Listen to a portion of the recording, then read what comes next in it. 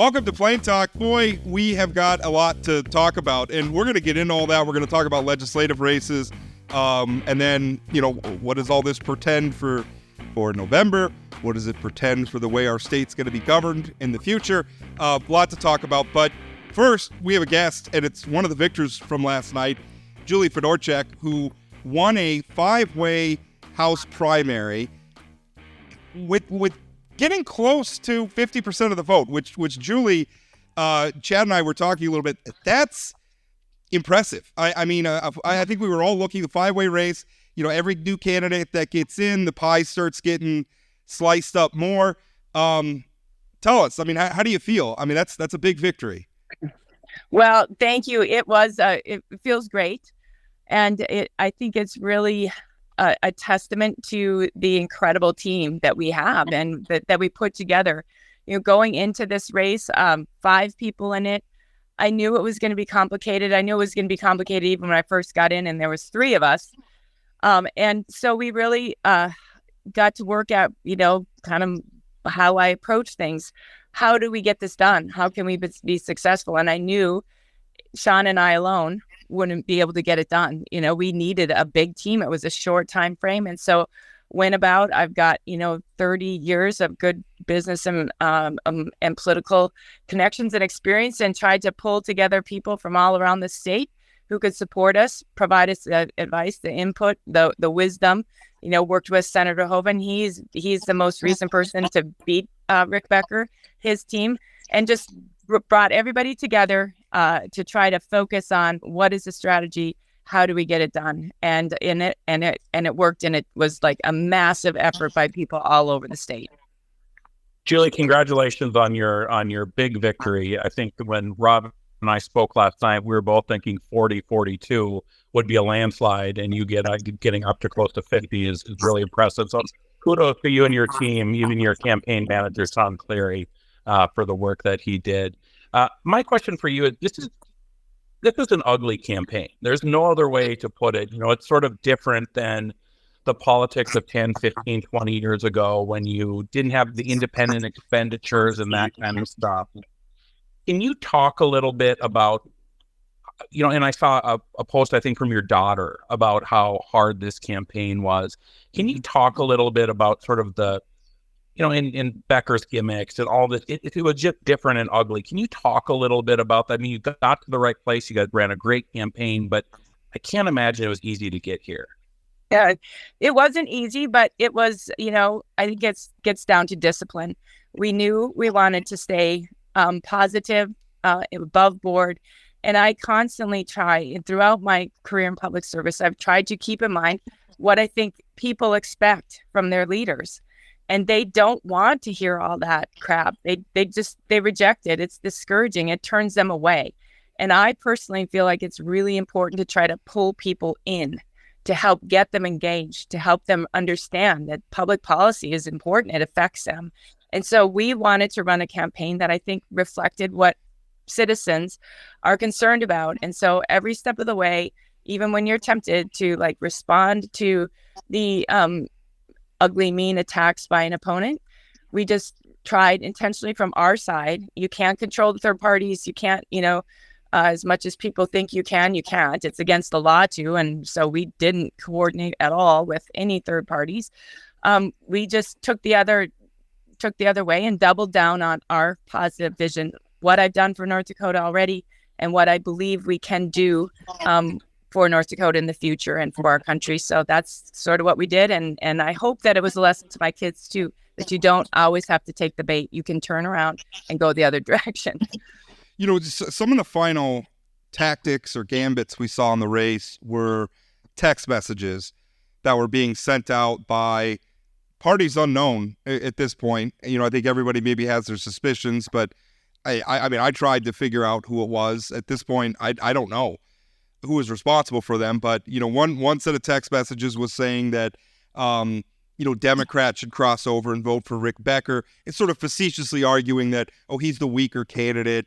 Therefore, if you vote for him, he'll be easier for Trygve Hammer. I obviously that redounds to the benefit of Rick Becker. Another one, saying essentially that you had withdrawn from the race, which was completely false, and using were real words from people like me, from Joe Skrzypski. They used like a video clip of him interviewing you at the NDGOP state convention. He's an NBC affiliate television reporter. But I mean, what you were talking about, those words were you were withdrawing from consideration at the convention because of the turmoil there. Not that you were withdrawing from the race, and that happened back in early April. And they were trying to make it sound like you had withdrawn from the primary, which it's clearly just misleading people. So you said that your campaign is investigating, that you're filing a complaint, that you're looking at pursuing this.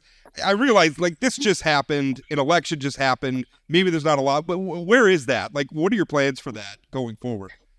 So we're going to continue to pursue that, Rob, because I think it's really important for those kinds of tactics to be rejected and to be, if possible, disciplined.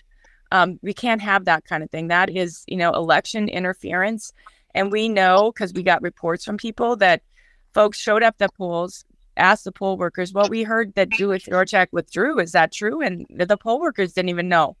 So it's confusing. It is election interference. We can't stand for it, and we have to put an end to it. And so our campaign will be pursuing that.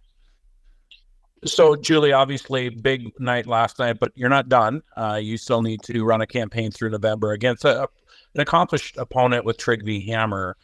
So what do you think that the campaign versus Trygve is going to look like? And I'm going to add my 2 cents. I think it's very interesting that the Republican versus Democrat campaign will likely be less negative and less sort of, the stuff that Rob just talked about, the text, that's unprecedented in North Dakota. But what do you expect the campaign to look like between you and the Democrat nominee Trygve Hammer? So it's going to be from our perspective, and again, like in the primary, we really focused on our campaign and what we wanted to tell the voters and what we, our strategies are to reaching the voters. And it's going to be the same for us moving forward into the general election. I will be getting out, doing all the grassroots events, parades, festivals this summer. I think the most important thing to do in a campaign is to get out, meet voters eye to eye, talk to them, help them to get to know you and help to get to know them and what's on their mind and what they're concerned about. There's a lot of really important groups to engage with, whether they're agriculture groups, energy industry, the biosciences, the UAS industry, higher education, you name it. There's a lot of different groups that healthcare that care about what happens at the federal level. So we'll be reaching out to those folks, meeting with them, and getting our message out about some of the biggest issues: the budget, the border, inflation, the economy, energy policy. Those are and agriculture. So we'll be focusing on those issues and what our solutions are, what we want to bring to Congress on behalf of those issues, on behalf of the state as a representative of North Dakota, and really focused on more of what we did in the primary and hopefully just to a broader audience and appealing, even further than just the Republican primary voters. One of the things that I took away from last night is that a traditional political campaign can still win in this environment, which is when I say traditional, very focused on policy, very focused on reaching out to constituent groups, whether they're in agriculture or energy or social services or education. I mean, just connecting and building a campaign around public service, that could still win and win decisively. Like, it doesn't have to be this ugly stuff. I'm hearing a lot of people now say, Julie Fedorchak, the Trump endorsed candidate, won.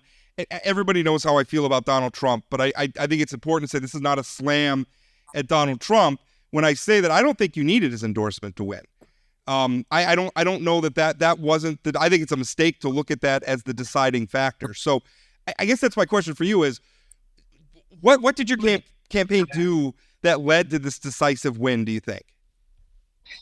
So I think it's a combination of things, but I agree with you, Rob, that this was definitely a victory for grassroots campaigning, and I feel really good about that as well, because Mike and I traveled around the state. We did multiple laps around North Dakota, just intentionally meeting with people, and we got a lot of positive feedback during doing that. And I would have felt very sad and kind of depressed if what we were feeling wasn't reflected in the votes, and if there was more momentum gained on the ugliness that occurs on social media, because you can really get down in the dumps quick if you spend much time following Twitter and Facebook with all the anonymous sites out there and people out there who just say ugly things. So I think it is a victory for grassroots. It's also really a testament to how engaged North Dakotans are. Like, I am just continually so amazed and impressed and touched by the goodness of North Dakota people. We just are killing it in this state, and that's why I'm so excited to try to win in November and represent North Dakota and DC, because we have solutions for some of the biggest problems, whether it's agriculture, feeding our country and helping to feed the world, whether it's energy policy, fueling the country, help fueling the world. We have, and we're doing what America needs and showing how it can be done. And North Dakotans are engaged in that. They're really aware of federal policy. They're really aware of what they need, what we need to be doing on immigration reform, on healthcare reform, all these things. And that's reflected when you visit with them, and it's reflected when they go to the polls and vote in an educated manner. And so I'm very, very encouraged by that and looking forward to more of that throughout the campaign and into the fall. Julie, one of my concerns looking at the numbers last time is we had, again, abysmal turnout. Yeah. 15% less than 2016, I think, is the numbers that I looked at.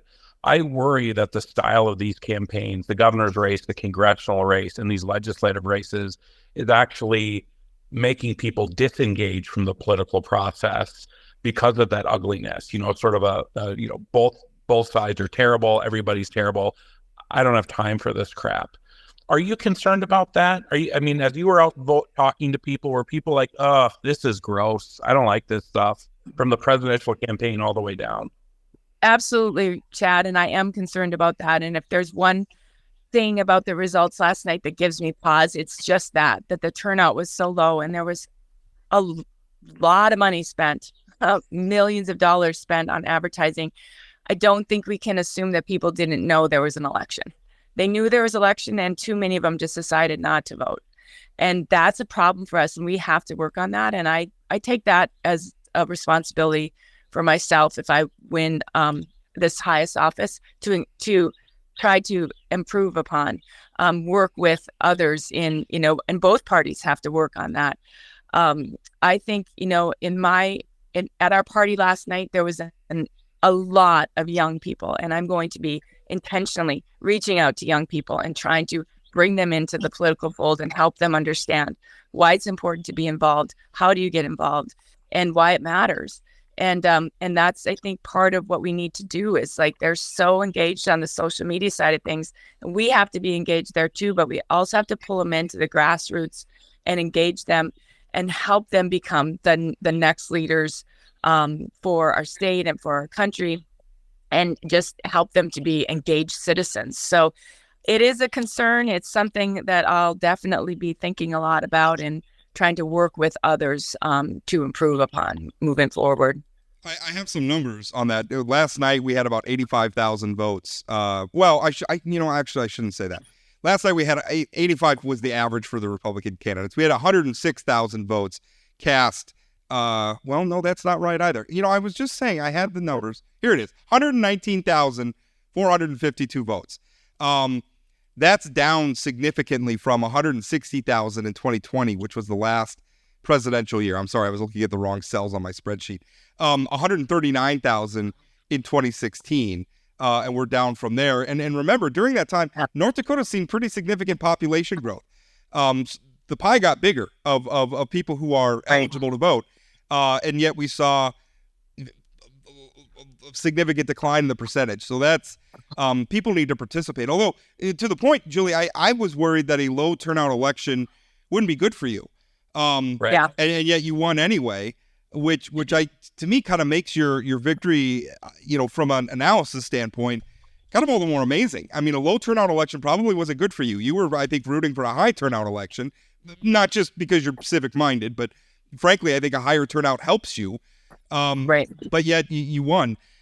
So that's pretty amazing. My question now, though, is, looking forward to the general election, you are running against Trygve Hammer, and I think Chad's point is well made, that this race between a Republican and a Democrat is probably going to be more civil than we just saw from the Republican primary. I think that's right, because I think both you and Trygve Hammer are people of integrity. But at some point you got to contrast yourself, right, with the opponent. Contrast yourself with Trygve Hammer. Why you and not him in the general election? Well, and we'll have a lot of time to do that moving forward. And like I said, I haven't even met Trygve yet, so I'm looking forward to that. And really focused on sort of my message and what I think is important. But, Trygve's going to have to speak to the same issues that I'm hearing from North Dakota's. What is your response to the border crisis going to be? Are you going to vote for Joe Biden, who firmly, people in North Dakota do not support? I mean, they feel like his administration has been a disaster. What are your positions on energy policy? Do you support some of the, very aggressive goals of the Biden administration to decarbonize, shut down fossil fuels? The EPA regulations are just hammering our industries. Those are issues that are being advanced by the National Democratic Party, by the Biden administration. And those are the things that I'm having to respond to and am responding to, and that my opponent will have to respond to as well. So I think those will be the crux of our debate, I think, moving forward. So, Julia, I hate to be toggling between the general election and the back to the primary, but I suppose it's the day after the primary that's going to happen.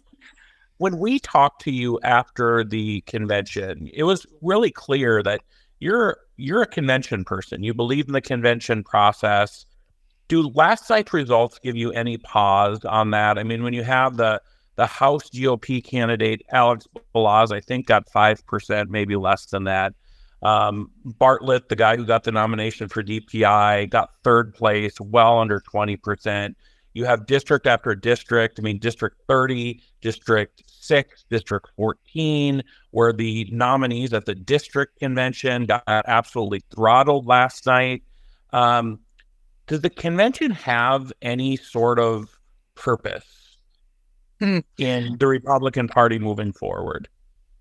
Well, I knew leaving that convention that the convention results didn't reflect what the broader Republican electorate in the state wanted. I knew that because I've been involved in the state for 32 years and for most of that time pretty intimately involved in the Republican Party. So I knew that the convention results didn't reflect what people really, the views of the broader party. I think the challenge moving forward is I have a lot of thoughts and ideas about having gone through this competitive primary where there was millions of dollars spent, on positive and negative advertising and really kind of tearing apart Republican candidates. That's not really productive for any party to engage in that amount of kind of warfare internally. It's bad for your overall cause. It's bad for conservatism, in my opinion. So we need to figure out how to stop doing that and make this, more of an opportunity to talk about the issues and why we believe conservative solutions are the best solutions for people, for our economy, for our industries, for families, all of that. And a primary that we just completed is not the way to do that. So whether that makes the convention more powerful moving forward because you just simply have to get people engaged in it, or less, I don't know. But I hope that this primary election, helps encourage folks who view the conservative solutions, the Conservative Party solutions, the Republican Party, in a pragmatic way, helps encourage them to get more involved and engaged at the local level and the statewide level through the conventions. And I think it will, because, a lot of those local districts also rejected kind of the more populist approach and some of the negativity, and in favor of the more grassroots, proactive, pro-business approach to our party's solutions. So I think we'll see a turnaround here. Well, I don't know if people listening to this will be able to hear it, but in the background of Julie's audio, you can hear birds chirping, because she's sitting on her front porch of her home doing an interview at 10 a.m. after what I'm sure was a very, very long election night. And I know that because she was the candidate. I'm just the dude writing about it, and it was a long election night for me. So it was, I thank you so much for your time today, Julie, coming on the show and talking about it. I'm sure we'll talk as the days unfold in the general election as well. My pleasure. Thanks, Congrats, you guys. Julie. Well done. Thank you, Chad. I appreciate what you guys do, and thanks so much for taking a few minutes with me this morning.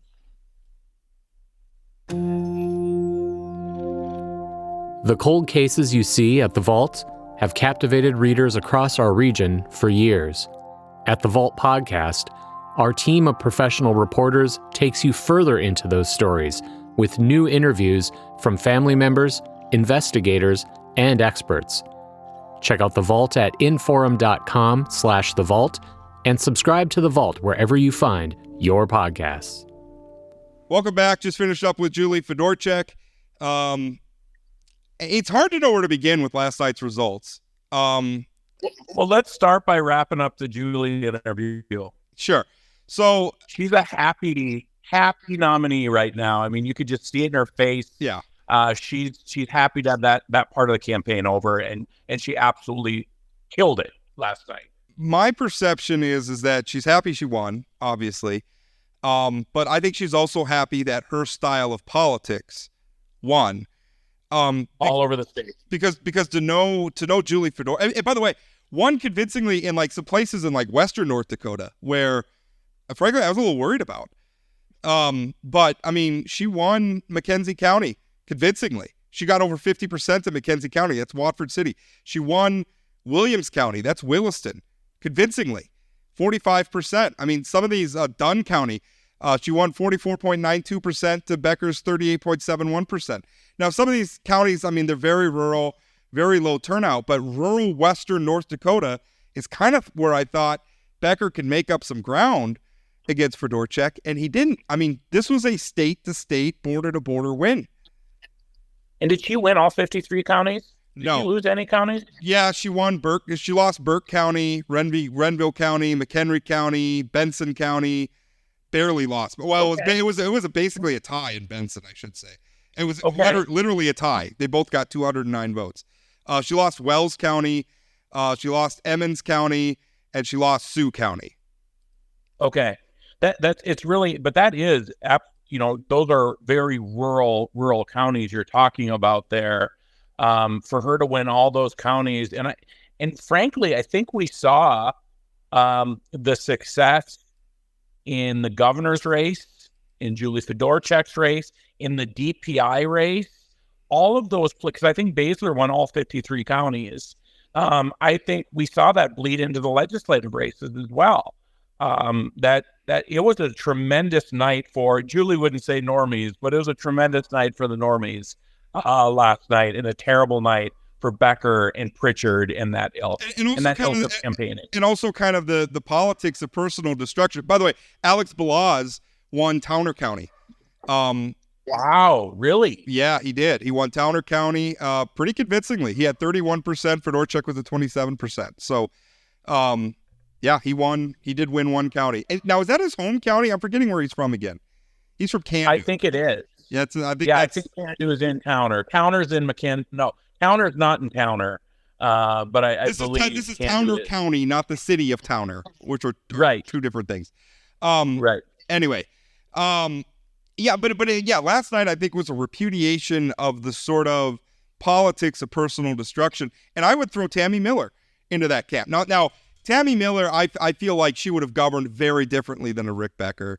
I think she would have governed. I mean, there, much like Doug Burgum, they kind of play a role on the campaign trail. And so, Miller was very much playing the mega role.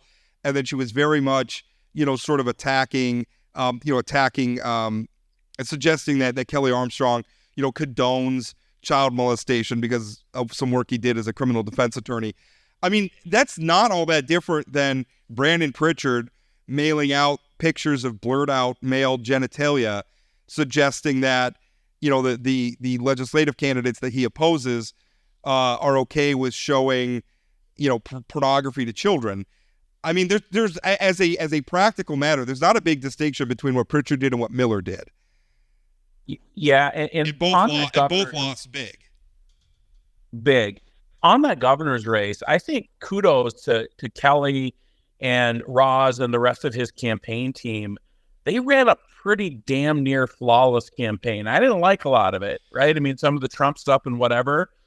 But for you to take on $4 million from the lieutenant governor and win by 45 points, they ran a really, really great campaign. And Tammy Miller, not a strong candidate. I mean, just frankly, not a strong candidate. No, that matters. That was a big chunk of why she lost.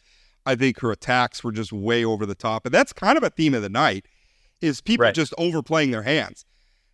Your point by the way, can we give some credit to us for our predictions? We were pretty close. Pretty good. It's funny, though. Like, I felt like we gave the right-wingers maybe a little bit too much, the Trumpies maybe a little too much credit because... Me more so than you. Yeah, because I think, Kelly probably percentage-wise better than we expected by a handful of points. Fedorchak better than we expected.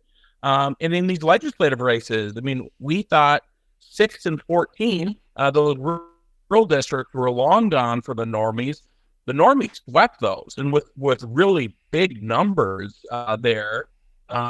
District 2, I think Bob Harms losing that open seat up in rural Williams County, that was probably lost with the 2 House incumbents. I mean, correct me if I'm wrong, there were 2 incumbents that lost last night.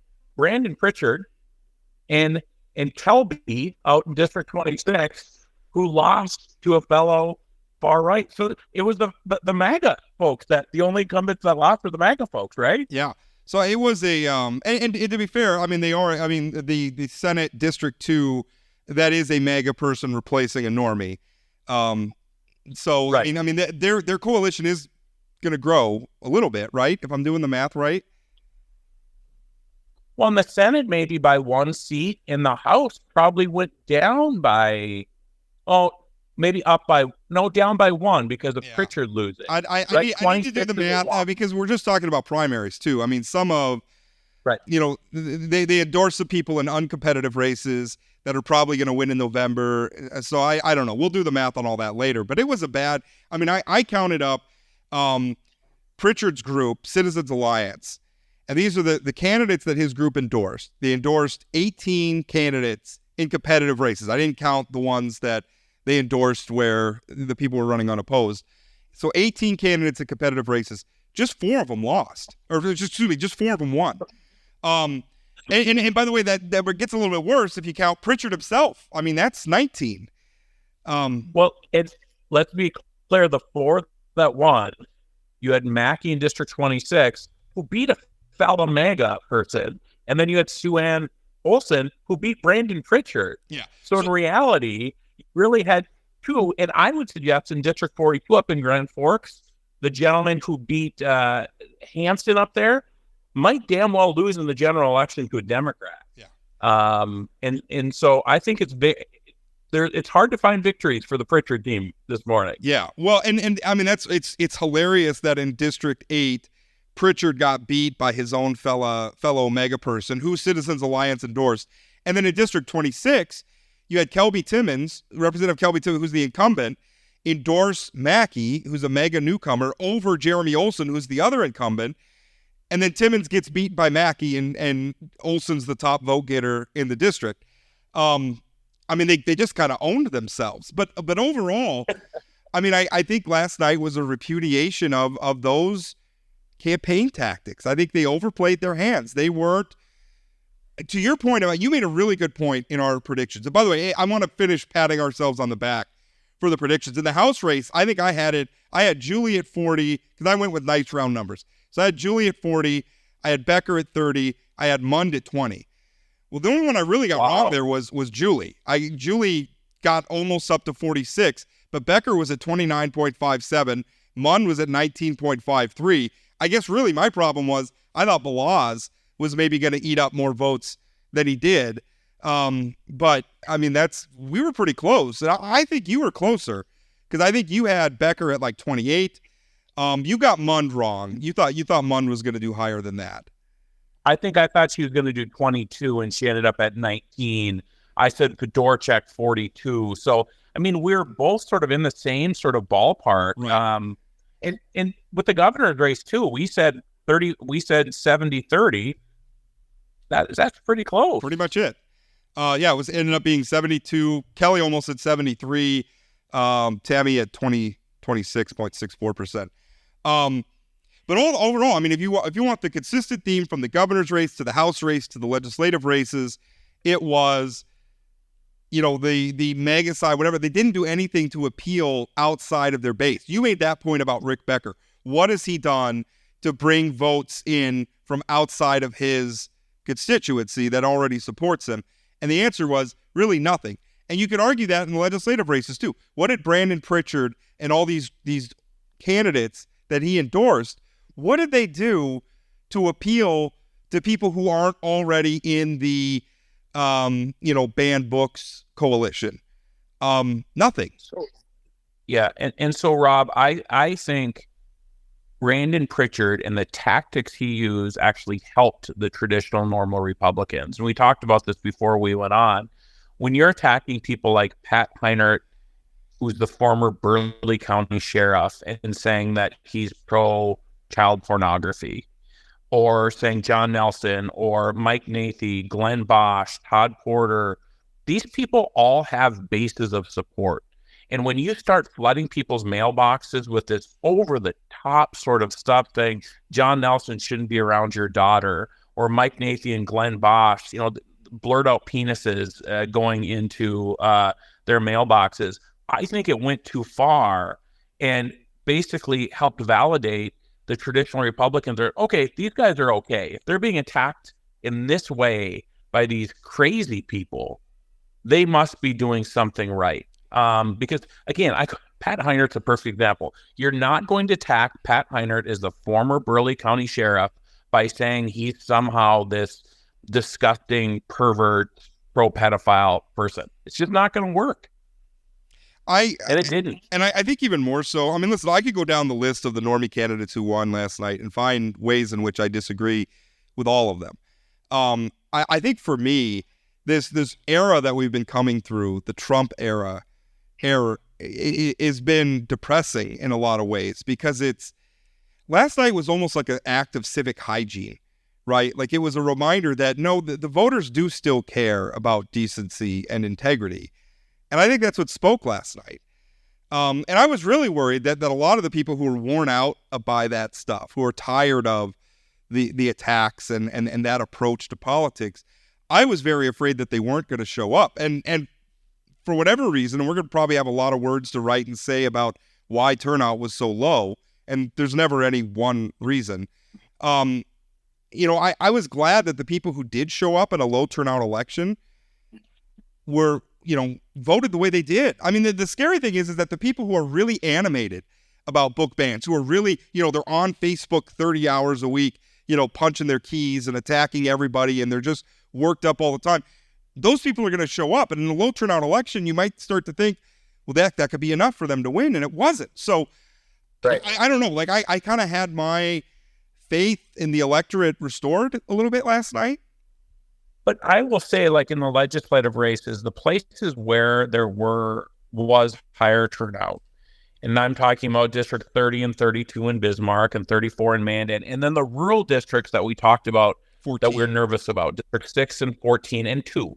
Right. The turnout there was really high. That's true. The place where normies had a bit of a problem was the district in Grand Forks that we 42. talked about. Turnout would be so low in District 42, where Emily O'Brien ended up taking second and barely beating out Sadie Hansen. But the top vote getter on the House side was the sort of MAGA guy, and so I think that creates an interesting general election there. But you look at that district, I think Emily O'Brien got like 308 votes or something like that to move on. In other districts, House candidates were getting 2,000 votes, 2,500 votes, maybe not 2,500, but a couple thousand votes. I mean, in a district like that one in 42, man, a low turnout really helped the MAGA people. And frankly, if they would have had 2 MAGA candidates running for the House, Emily O'Brien might be in trouble or not be done right now. Yeah. And obviously, we haven't really touched on this too, but the repudiation of the Republican convention. I mean, the Brandon Pritchard, Rick Becker wing of the party would have you believe they're the authentic Republicans. They're the ones. And obviously when you're in that room at the state convention like I was, sure, that's their room for the most part, not entirely, but they got a majority there, and they have a majority on the Republican Party state committee.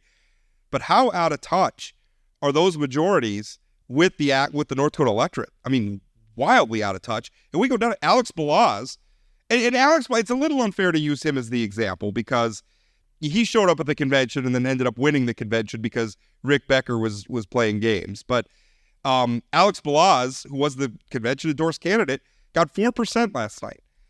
In the superintendent race, you saw Jim Bartlett, who again was the convention endorsed candidate, got less than 20%, 19.68%. Kirsten Baszler, who was rejected by the convention, by a 2-to-1 vote. By a 2-to-1 vote, got 54.88% on the statewide ballot. Now, granted, that's a nonpartisan ballot, so you have Democrats voting there as well. But even so, I mean, and Baszler, by the way, three-term incumbent who had no problem really receiving the Republican endorsement in previous cycles, was thrown under the bus for a Bible-thumping holy roller who wanted to put the 10 Commandments back in schools, and he got thumped. He took 3rd place. Which, frankly, from my perspective, is a good thing for public schools. I mean, Jim Bartlett was not hiding what his thoughts were about public schools. If you want to say one complimentary thing about Jim Bartlett, at least the guy's honest. Yeah, he wasn't trying to hide his thoughts that were out of the mainstream, is a nice way of putting it. But he got thumped. I mean, and he took second to a guy, Jason Heitkamp, which is an interesting character who did well. The one county I heard that Baszler almost lost in was Sioux County, really low turnout, but highly Democratic county. And Heitkamp did really well there, and I'm sure it's the last. That's the Sioux County's the northern tip of the Standing Rock Native American reservation. So, right, and they. Yeah, I mean, they were confused by Heitkamp's last name. I mean, that's a Democratic family. As were Democrats all over the state, I guarantee you. Yes. If Jason Heitkamp got 23%, there's a lot of Democrats voting for somebody who they were hoping was Heidi or Joel. So that was, yeah. So I mean, that was really interesting. But I mean, I hope that Republican normies are looking at this and understanding that yes, you won last night. But a lot of that was because the Bastiats, the populists, the culture wars, whatever you want to call them, the Becker crowd, the Pritchard crowd, wildly overplayed their hands. They ran really poor campaigns. But I think what the normies have to remember is you have to keep working. Yeah, you won last night, but they still control the party. And that matters. I was talking to somebody before, longtime Republican, who I know listens to the show, so I'm probably going to get a text message about this as soon as he hears it. But he was telling me that, the party doesn't matter anymore. Forget the party. And I think that's a mistake, Chad, long term. Because you're right. I mean, you have a lot of good Republicans on the statewide ballot. You have, Drew Wrigley, Julie Fedorchak, Kelly Armstrong. I mean, that's good for now, but where's the next generation going to come from? If you don't taking that a step further into legislative races with term limits. I mean, yesterday was a good day for a lot of the traditional Republicans. But what happens when those guys aren't running anymore, and it's easier to define the new round of traditional Republicans coming in. And speaking of the state convention, and I mentioned this a little bit to Fedorchak, it wasn't just the state convention candidates who were endorsed that got throttled yesterday. It was also legislative candidates. District 30, where the district chair was running and sort of pushed out the incumbents. Those three challenges got whooped, even though that they're in the endorsed candidates. District 6 and District 14 were the traditional incumbent Republicans. I think at 14 they didn't even put themselves up for nomination. That's John Nelson and Robin Weiss and Jerry Klein, because of the way the convention, they did exceptionally well yesterday, winning by over hundreds of votes. District 6, the same thing. I mean, District 42, which now I've talked about several times, the endorsed candidates there were Dustin McNally, who lost, Sadie Hansen, who lost. And those were traditional Republicans who went through the process and lost. So I don't think even the legislative district endorsed candidates didn't have a great night last night either. So I just don't know what the future of district and state conventions are moving forward, because it didn't seem to help. It helped Calvin Armstrong. He was going to win that race regardless, right. But I think it's less. I just don't know where conventions go. I think we're focusing. I don't care so much about the nominating convention. Clearly, the primary is always going to be where it's at, unless we make some pretty radical changes to state law. But I want the party, and I feel the same way about the Democratic Party. I want these to be strong organizations that are doing a good job of recruiting candidates and fostering new talent and new leaders, to run for office.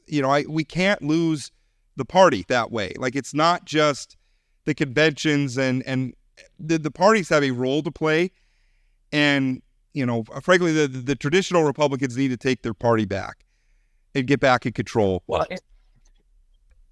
but if I were that, I don't know, man.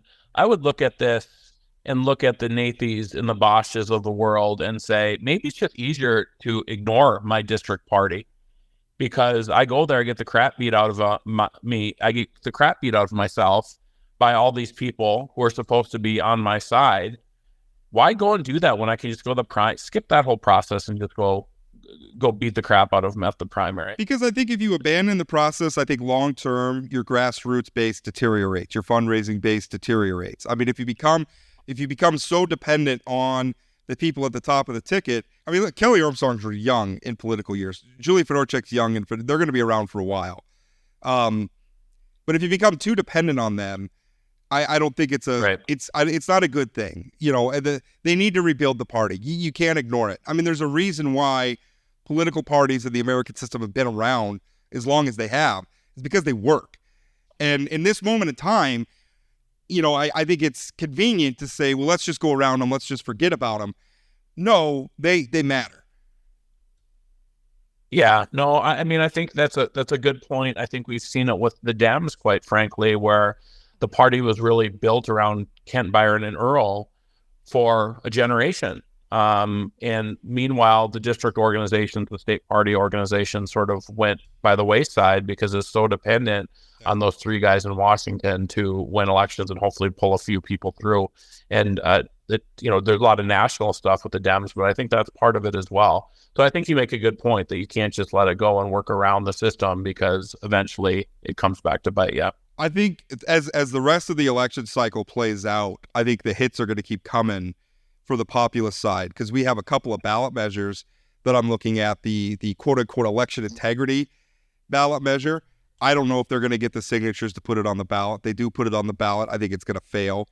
The property tax measure, now I think they're going to get the signatures to put that on the ballot. That sounds, I think we're hearing a rumor that probably couple weeks, they're going to be showing up and turning their signatures in. But I have a feeling that's going to get beat on the statewide ballot. So, I mean, those hits are going to keep coming. And then in the general election, some of these people who won, to your point, Ozolski, I don't know how to pronounce his last name, in District 42. I think he was one of the winners last night for Pritchard. but I think there's a real chance he could lose. You look at Jared Hendricks, who's kind of the organizer running in District 10. I think he's going to have a tough time winning in District 10. Right. There's some hits that are going to keep coming for them. Well, in District 42, I mean, if you're Emily O'Brien, you've got this Oswalski guy who, did well. She and Claire Corey don't exactly work well together. They have different perspectives on things. What do those sort of Emily O'Brien Republicans in District 42, what do they do? Do they vote for a Democrat because these other two? I mean, I would encourage them. If these traditional Republicans want to erase this sort of Bastiat, Brandon Pritchard sort of thing, you might have to vote for a few Democrats in some of these districts, like District 42.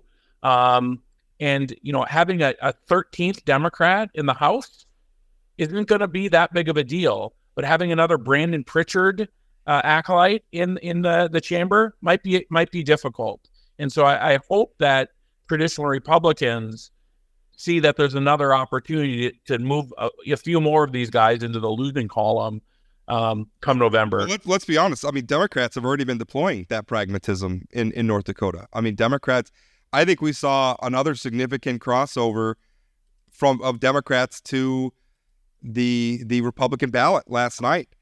It was the typical ratio. I talked about this all the time. In 2016, we saw a big spike in the average number of Republican ballots cast for statewide candidate and the average number of Democratic ballots cast for each side. We saw a big spike for Doug Burgum, 5.84. And I know it's hard to remember now, given the degree to which Doug Burgum is now sort of a Trump sycophant, but at the time was perceived as being a very moderate, almost socially liberal candidate. Now, Democrats have some buyer's remorse on that, but there was no question they crossed over in big numbers in that 2016 election. And the thing is that the numbers never really went back down. I mean, but prior to 2016, typically it was below, the ratio was below 2-1. It was like 1.5-1 or something like that. Well, 2020, the ratio was 2.9-1. 2022, there was 3.41 Republican ballots cast for every Democratic ballot. This year it was 4.45. Now, some of that has to do with Democrats haven't had a lot of competitive races, and I'm not trying to be mean here, but some candidates maybe that weren't all that inspiring, to get a big turnout. But, Kara Munn definitely brought some Democrats over to the Republican ballot. And I think that's something when you look at how hard Democrats reacted, some of those text messages that were encouraging Democrats to come over, and you hear, party chair Adam Goldwyn and others saying, no, Democrats stay home. There's a reason for that. I mean, right. And I think what we're seeing from 2016 is some of those Democrats that are crossing over don't seem to be coming home again. So one of the things I'm struggling with the results last time, I mean, I know Kara Munn got a bunch of Democrats to come over and cross over for her because I've talked to them. But why do we have the same amounts of votes cast in the GOP congressional race as the GOP governor's race? Does it mean that those people who cross over for Munn also vote in the governor's race? Or were there people who voted in the governor's race who skipped the congressional race? It doesn't, I can't figure that out, and I don't know if I'll ever be able to figure that out. I don't know how. Or when Kara Munn people voted. Yeah, I don't know how to quantify it, other than to say again, if you look at the ratio since 2016, 2022, again the ratio was 3.41 ballots, Republican ballots cast to every one Democratic ballot. This year was 4.45. Really wasn't that big of an increase if we're talking year over year. I mean, a lot of those Democrats, it seemed to be just sticking with the Republican ballot. Maybe they're getting comfortable enough where they feel like, I'm not just crossing over for one candidate. If I'm over here, I'm going to vote for who I think is better in the governor's race too. Yeah, it's an interesting perspective, but I'm going to use myself as a case study. I think I've voted in every Republican primary since 2016 because that's the place where there's been competitive races where I could influence things. Right? So that's not me being a Republican. It's me being very pragmatic on, sure, how to use my vote to try to influence things to sort of tip them in the right direction. And when things change for Democrats, you'll go home again, basically. Sure, if there's a competitive Democrat race, I will certainly vote over there. But yeah, I'm trying to maybe sometimes I didn't when there wasn't, but I can't remember. But certainly, I mean, to be perfectly frank, I mean, I voted in the 2016 primary and I voted in this primary for the Republicans, and probably some of the ones in between as well. Well, whatever year Beadle and Johnston were running against each other, I'm sure I voted in the primary there as well. That might have been 2016 too, but anyway. That was, yeah. No, yeah, that was not. That was 18? 2018, I think. Okay. Yeah. So, I mean, it's just sort of common sense. No, it must have been 2020 because Beadle was just on the ballot again. So it was 2020. We're idiots. It's 4-year terms. Yeah, it was 2020. Well, I mean, I agree we're idiots, but the fact that we don't have photographic memories isn't the reason why we're idiots. Well, anyway, sometimes I think we get so caught up in politics as a team sport that we forget that the point is serving our community, serving our state, serving our country with the best possible leaders. And sometimes that means not just being loyal to your party. Now, granted, last night was a Republican primary, but I do feel, and I think you agree with me, it was a real act of civic hygiene. There was a particular brand of politics that was rejected last night, and that's a very, very good thing, and I'm glad it happened. Yeah, and I would just, we've talked on this, that the voters had an opportunity to reject this cynical style of politics that Brandon Pritchard and Rick Becker, I mean, these texts from Rick Becker are one of the most appalling things. Not from Rick Becker. We don't know, but I mean, it was clearly in support of Rick Becker, whoever did it. Yes. But the voters had an opportunity not just to vote for better candidates, but to reject this style of politics, and they did it. And I don't know if it's a conscious effort or whatever, but they rejected the style of politics that Brandon Pritchard brought to this cycle, and Rick Becker, frankly, has brought to the last 2 or 3 cycles. And so the state's better off for it. We'll see if there's better policy that comes out of the legislature because of it. But I think it was a good night for the future of North Dakota. Yeah. Because of the results. And by the way, I think that was the lesson for the normies. You don't have to vote for the book bans. You can vote your conscience. You can stand up to them and some of this nutty legislation. You don't have to go down that path, and you can win. You can survive. If you vote the right way, make the case to the voters, you could still win. That was the lesson from last night. We're going to wrap it up there. Oh, sorry, Chad's got one more point. I've got 2 more points. I think one of the things that will be interesting is, what did the normie Republicans do differently than previous cycles? From my seat, I didn't see a lot of differences, other than I know some of the incumbents were probably knocking on doors more than they have been in the past. I think some of them worked harder. They worked harder maybe doing the things they usually do, but I think they went out and they did more of it, and they were more active. So, I think it was, and that's hard to see, but I do, my perception is they put more effort in, because some of them, frankly, were on cruise control. Right. And I think that's 2 years ago, you had the super PACs dumping tons and tons of mails in these primaries, which was not effective. But knocking on doors and connecting with voters one-on-one might be the lesson learned here, and should have been the lesson learned over the last 2 decades. Finally, I noticed you glossed over one of the predictions from last week, which was the Dodgers would beat the Yankees 2 out of 3. You were absolutely right on that one. I just want to put a finer point on that. I was correct on that one as well. You were. There was a great series, though. That first game was a coin flip. That could have gone either way. We got blown out the second game. We won the third game. But those are 2 pretty evenly matched teams. I wish Soto had been on the field for the series. I don't know if I would have changed the results or not. But you want to see the best. When you're playing the best team, you want to have your best team on the field.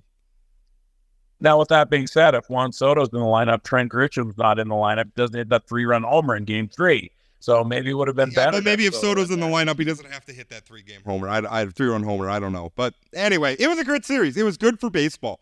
That rivalry is good for baseball. When you look at the number of Dodgers fans who showed up in the Bronx, by the way, normally it's the Yankees doing that to other teams.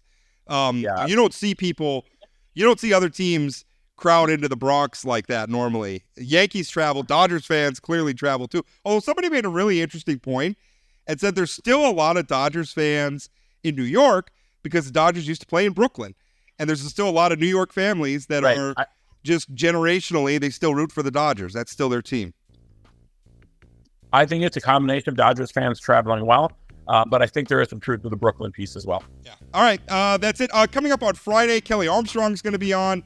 We'll talk about him winning. And, of course, as he enters the general election against Beryl Pepcorn, Chad will be out. Former lawmaker Corey Mock is going to be making his debut appearance as the guest host. So stay tuned for that show on Friday. And then I should say also, I'm on vacation next week, so there won't be any podcasts at all Wednesday or Friday next week. We'll catch up with you again the week after that.